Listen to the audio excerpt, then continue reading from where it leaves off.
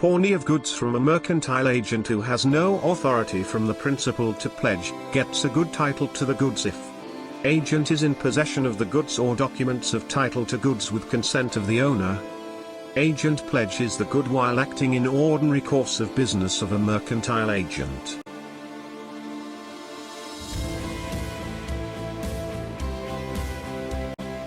If such a person pledges those goods before the contract has been rescinded, and the pawnee acquires a good title to them, then it is a valid pledge.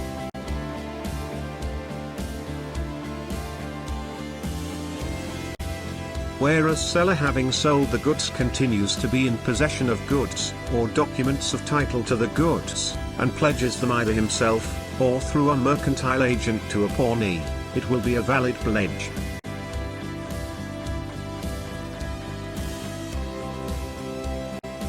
Where a person having bought, or agreed to buy goods obtains with the consent of the seller, the possession of the goods or documents of the title of the goods, and pledges them either himself or through an agent to a pawnee, it will be a valid pledge.